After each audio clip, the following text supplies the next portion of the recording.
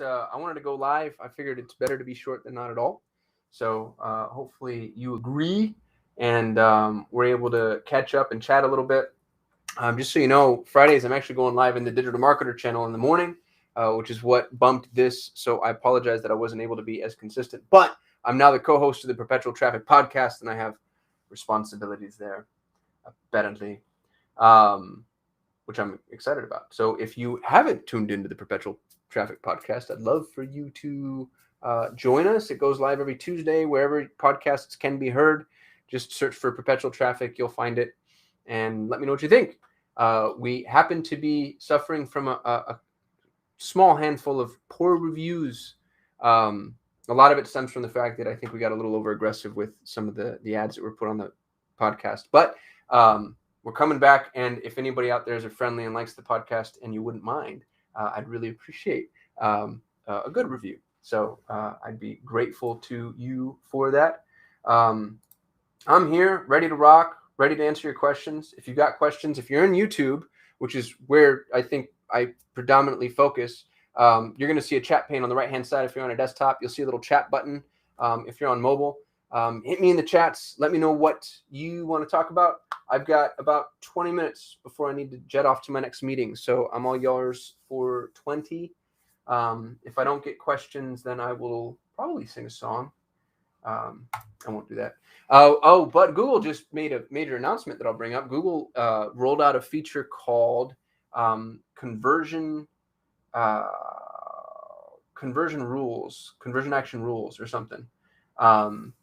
And it's interesting because they're allowing us to adjust the value of a conversion, which is dangerous. And I have a whole YouTube video coming out on it. And my chat feed's now exploding. This is awesome. Marco, hey, superhuman. I appreciate you, Marco. Thanks. Tom Harness says, send me a link to review. I'll do that, Tom. I'm going to post that now. Just waiting for some value that I'd like to do the review. What link? So Perpetual Traffic iTunes, I imagine, would be the best place to go put that. And I'm not asking for anybody to fake it. So maybe listen and decide whether or not you actually like it. But I just dropped that in a chat. It might not make its way into LinkedIn, y'all. So if it doesn't, I'll go put it into LinkedIn. I use a streaming service that pushes into multiple channels, and for some reason, LinkedIn doesn't play as nicely as Facebook and YouTube. But I appreciate y'all offering. Thank you. And yeah, it's been really fun so far. The main host of the podcast, his name is Ralph Burns. He runs Tier 11. They're the biggest and best Facebook agency on the planet. And he runs this phenomenal business. And he took iOS 14 by the horns, made this really brilliant pivot, and just went full funnel with the agencies. So they started focusing on things like, beyond the click and opening up other traffic channels. So I've learned a lot from him. And he's been doing it. The podcast has been going for 6 years. And it's consistently been rated one of the top 10 marketing podcasts in the world. So it's pretty cool to just get like choppered in there and then dropped in. And, I didn't have to do it all on my lonesome.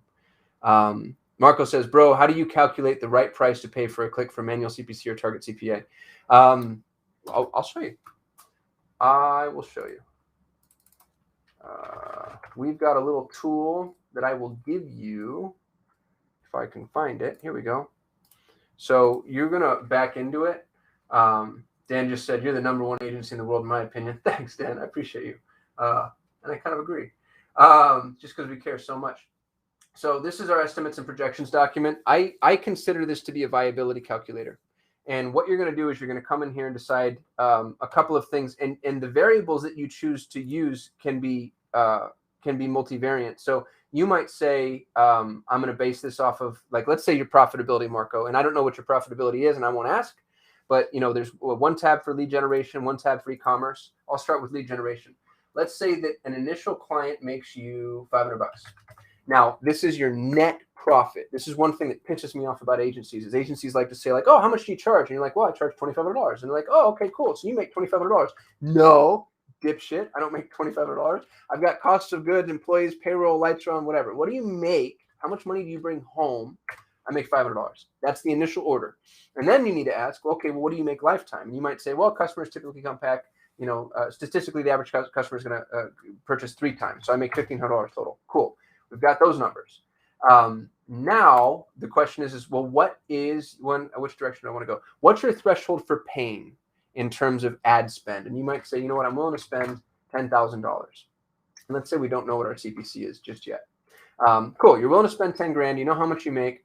When somebody lands on your website, how many of them are going to convert? You might not know the answer to this, by the way, and that's okay. I'm going to give you some guardrails. 10% is high. Now I've got websites that convert 30, 40%, but they're very well canvassed. We've been going through a lot, and they're in an industry where that conversion rate, like one of them is emergency septic. So we're going to have really good conversion rates. If your septic tank is overflowing, you're not playing the looky-loo game, right? It's just whoever you can get on the phone. 10% is high. If you have a solid website with phenomenal value, you can get a 10% conversion rate. If you say, you know what, I'm not sure, then put it somewhere between 5 and 10.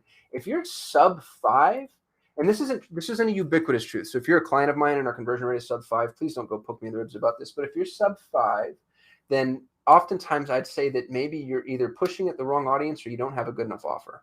That's not always true. The industry standard conversion rate is 0.5% to 2%. So conversion rates do drop lower than that. But if you have a relevant audience, like a solid audience, and they're going to a really good offer, you should have 5 to 10%, I hope. Then the question is, well, how much money do you make? Like if I give you 10 qualified leads, how many of them are going to become your customers? And that's, again, a question you have to answer for yourself. You might say, hey, man, I'm going to close half of them. And anytime a client tells me that, I always drop it down. I say, okay, I believe you. Let's be conservative. So if you think you're going to close 50%, I'll put it at 40. If you think you're going to close 40, I'll put it at 30, just because I want to be sure that we're barking up the right tree. So now we know where our profitability lies. And I can jump in here and say, okay, what if my average CPC was $50? I'm losing money. I'm at a 45% ROAS. So I know I need to be at 25% to be close to break, or $25 to be close to break even. And $12 puts me to 200% ROAS-ish. And now you've backed into relevant CPCs. This actually, I approach it the other way. Just so you know, I go into Google's estimates and projections. I figure out what the average CPC is. And then I say, ask the client, hey, how much do you, I had a personal injury attorney in Los Angeles, and his average cost per click was $500.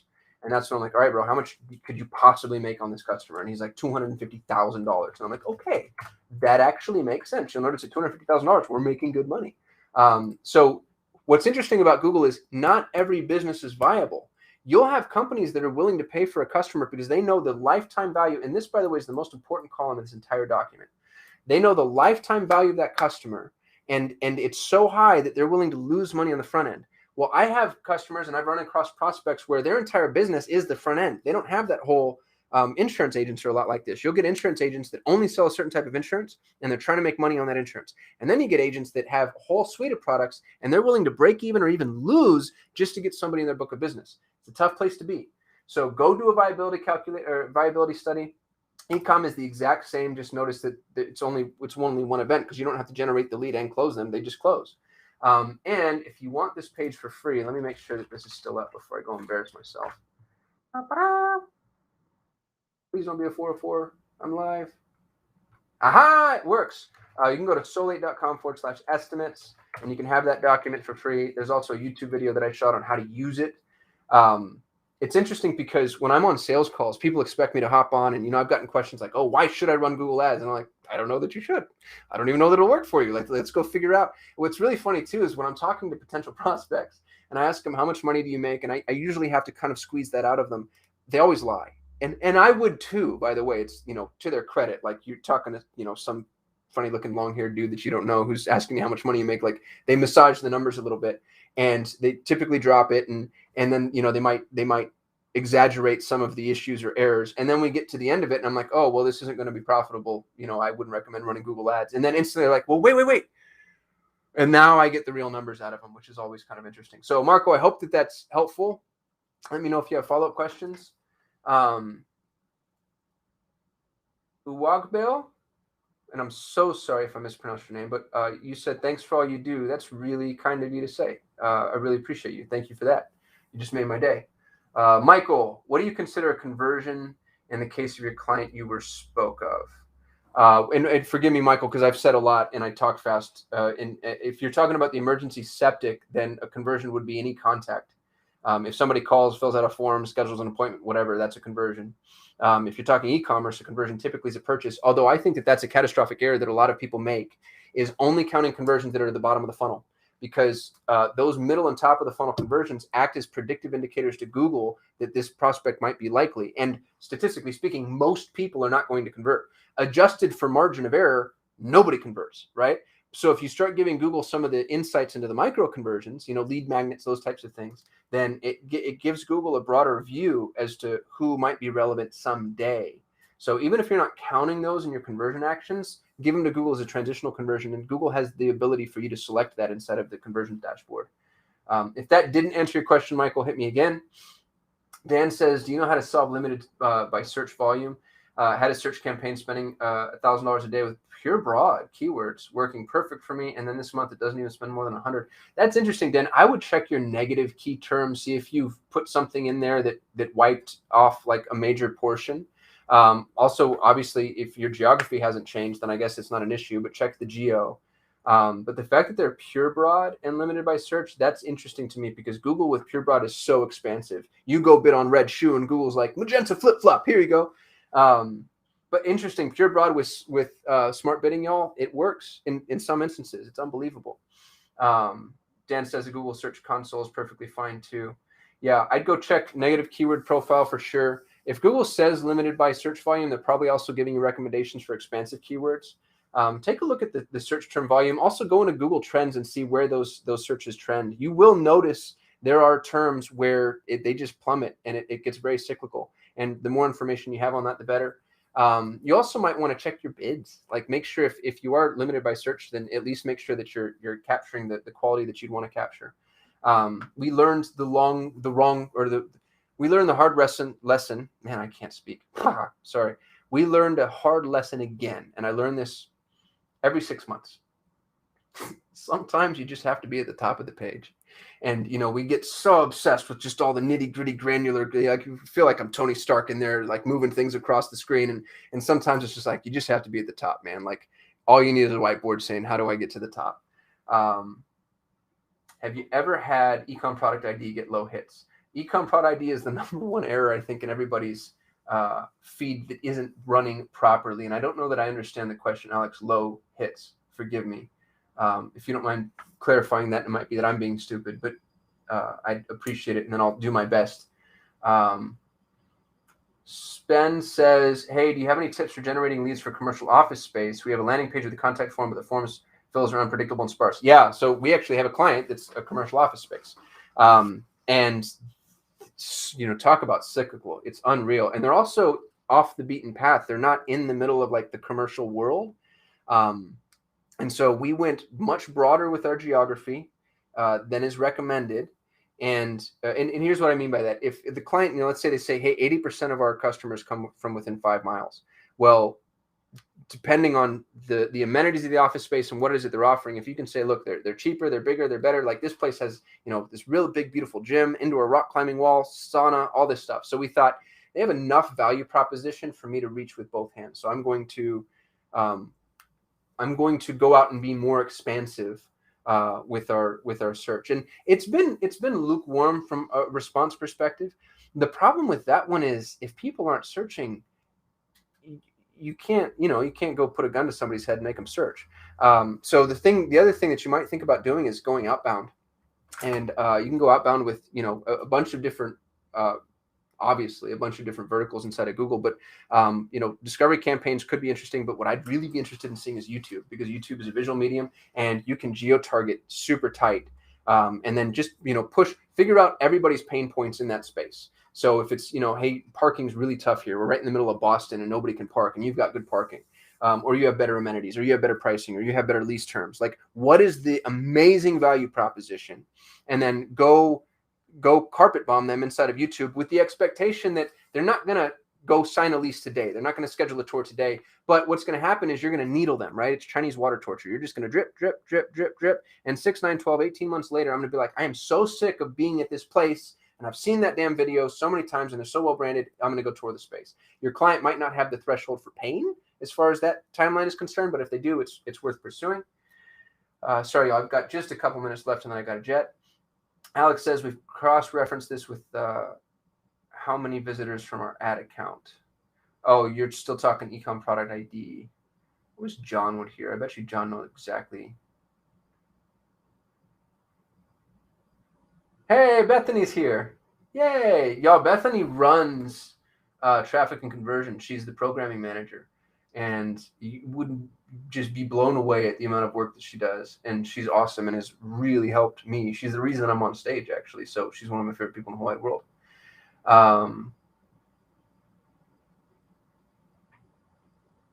Moaz says, when they tell the reason asking for the profit margin, they speak the truth. Good for them. Appreciate you, brother. Michael says, great answers. So you were measuring multiple conversion metrics, and are they enhanced conversions? Well, and forgive me, Michael, I don't know if I know what that refers to. If we're talking about the way that sorry, I'm confusing what I was responding to with Marco. So you and I were talking about our septic client, and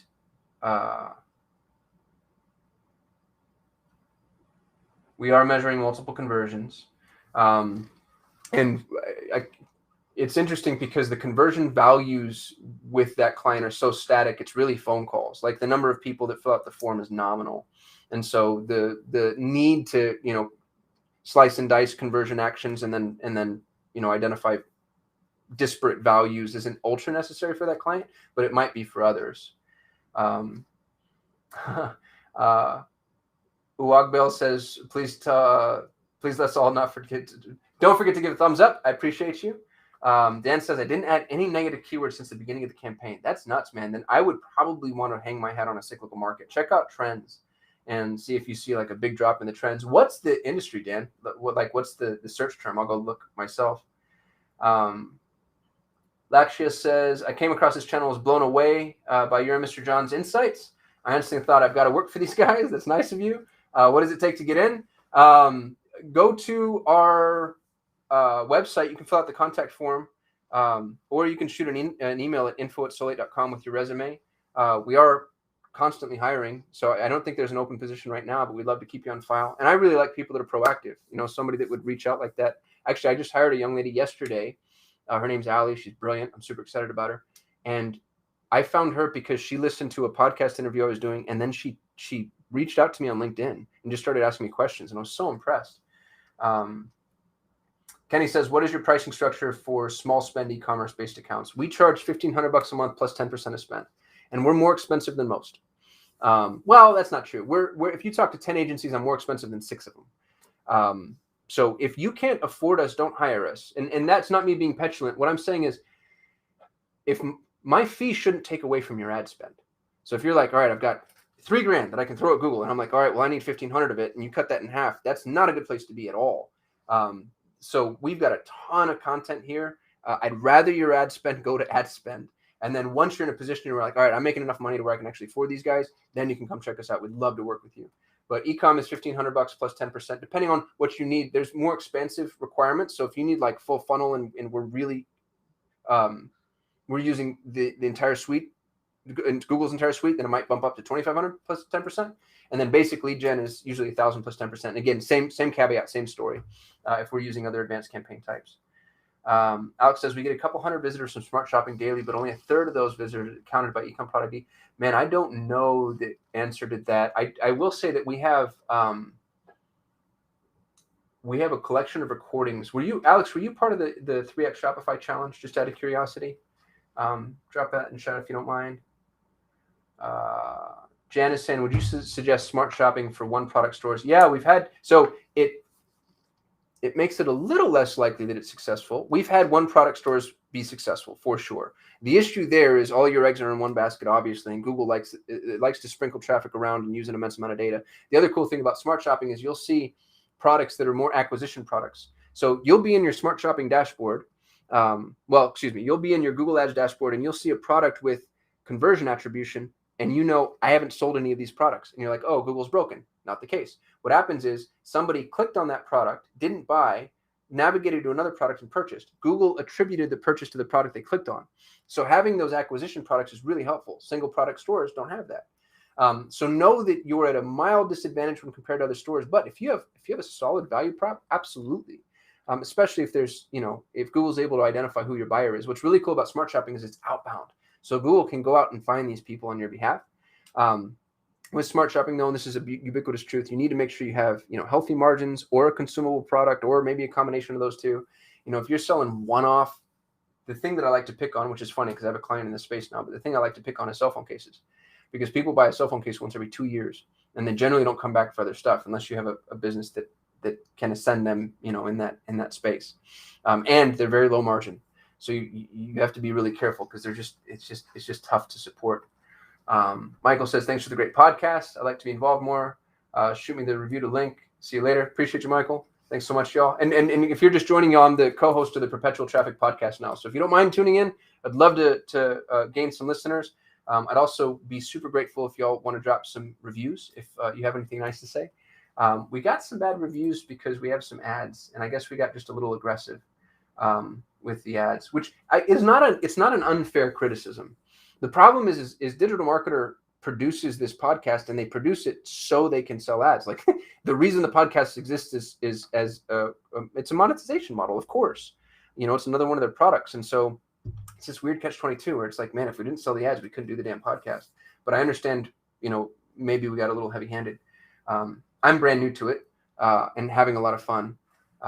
So anyway, I'll stop pushing the podcast, but I'm dropping a link for it here. If you're on YouTube, you should see the link. If you're not, I'm sorry. Where are we now? Sharanjit says, what should be an ideal attribution model for conversion for an e-com client? If you're using smart shopping, and we made a mistake here, by the way. If you took our original education, we used to say that we wanted either last click or time decay based off of the structure of your campaign. We've changed our tune. Forgive us for those of you that, we're learning this as we go, as I know you know, and it was brand new at the time. But we're using first click now more often than not. And the reason we're using first click for smart shopping is it's an acquisition strategy. So you're gonna barrage a client with ads as soon as they enter your circle, right? They're just going to get an insane amount of ads across the entire Google ecosystem. Well, the question is great, how do I get them in the circle? That's the first click. So the remainder of the clicks, I don't want to say they're not important, because of course they are. But at that point, you kind of know they're going to buy, or at some point, right? It's like buy, die, or unsubscribe. The question is how did I get the customer in the very first place? So I like first click. And it's 60 seconds before my next meeting, y'all, and I have to go. I'm so sorry for those of you whose questions I was not able to get to. I'll try to go live as often as I possibly can. I appreciate everybody who dropped in, and y'all are awesome.